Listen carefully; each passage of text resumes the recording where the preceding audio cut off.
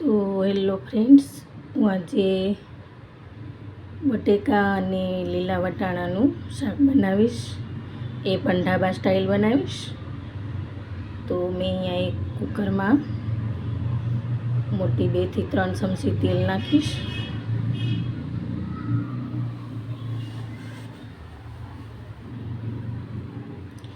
તો આ મેં ખડા મસાલા લીધા છે. 1 ટીસ્પૂન જીરું છે, 1 તમાલપત્ર, 2 લીલી એલચી, 1 કાળી એલચી, 1 તજનો ટુકડો અને 2 લોંગ. તો હવે આપણે આને ચાતળી લઈશું. થોડી હિંગ નાખી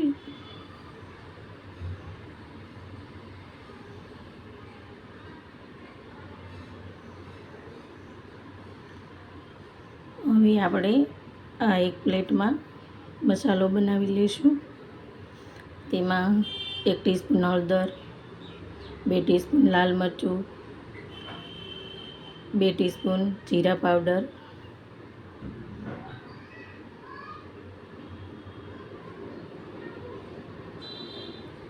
હવે આને આપણે સારી રીતે મિક્સ કરી લઈશું, જેથી આ આપણે અલગથી બનાવી અને એકસાથે આને મિક્સ કરી અને નાખીએ તો ઢાબા સ્ટાઇલ આનો સ્વાદ આવે છે. અહીંયા મેં આદુ અને લસણને થોડાક ખાંડીને લીધા છે.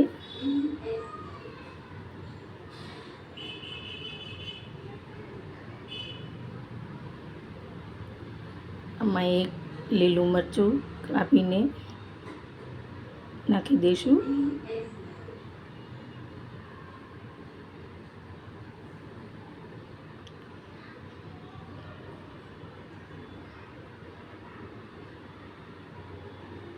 અને સારી રીતે સાતળી લઈશું. હવે મેં એક અહીંયા ડુંગળી કાપીને લીધી છે, તે નાખી દઈશ. હવે આપણે આને થોડી લાલ કલરની થાય ત્યાં સુધી આપણે આમાં કૂક કરવા દઈશું. હવે અહીંયા મેં 1 ચમચી ચણાનો લોટ લીધો છે. તો આપણે ઢાબા સ્ટાઇલ બનાવીએ છીએ તો ચણાનો લોટ નાખવો ઓપ્શનલ છે. તમે નાખો હોય તો નાખી શકો, ન નાખો તો પણ ચાલે.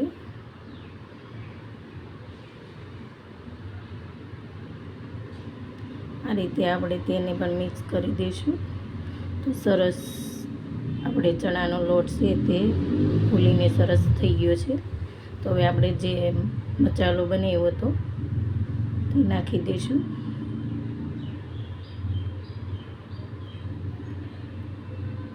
થોડુંક સ્વાદ અનુસાર મીઠું. હવે આપણે આને મિક્સ કરી લઈશું.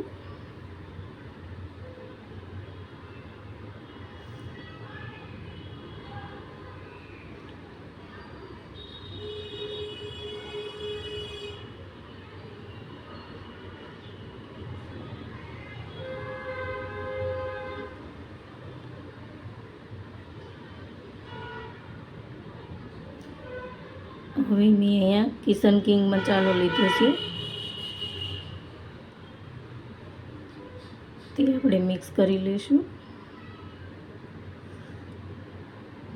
અને મેં અહીંયા દેશી ટમેટાનું પેસ્ટ કરી લીધું હતું, તે નાખી દઈશ. શિયાળામાં દેશી ટમેટા મળી જ રહે એટલા માટે મેં અહીંયા દેશી ટમેટાનો ઉપયોગ કર્યો છે. તમે કોઈ પણ લઈ શકો.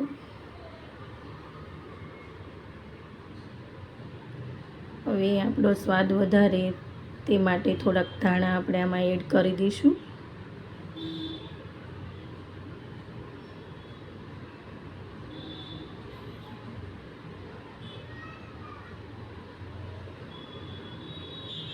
હવે આપણે આમાં મેં બટેકા મોટા મોટા ટુકડા કાપી લીધા હતા,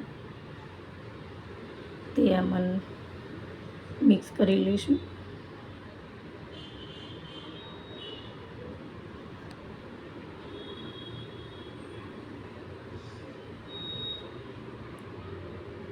ધાણા નાખી દઈશું.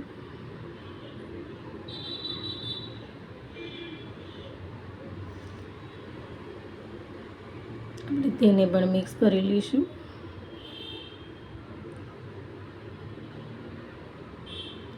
હવે આપણે આમાં 1 ગ્લાસ પાણી નાખીશું.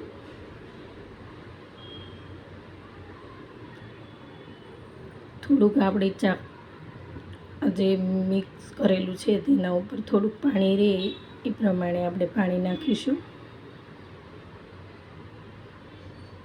કેમ કે આપણે ચણાનો લોટ નાખ્યો છે તો આપણે પાણી થોડુંક વધારે જ નાખવું પડે. તો આ રેડી છે આપણું વટાણા બટેકાનું શાક ઢાબા સ્ટાઇલ. જો તમને અમારી રેસીપી ગમી હોય તો મારા વિડીયોને લાઈક કરજો, શેર કરજો અને સબસ્ક્રાઈબ કરવાનું ભૂલતા નહીં. હવે આપણે ઉપરથી થોડાક ધાણા નાખી દઈશું.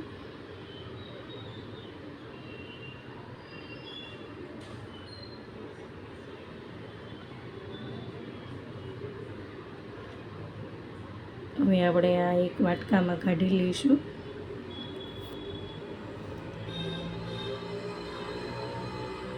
તો આ રેડી છે આપણું વટાણા બટેકાનું શાક ઢાબા સ્ટાઇલ.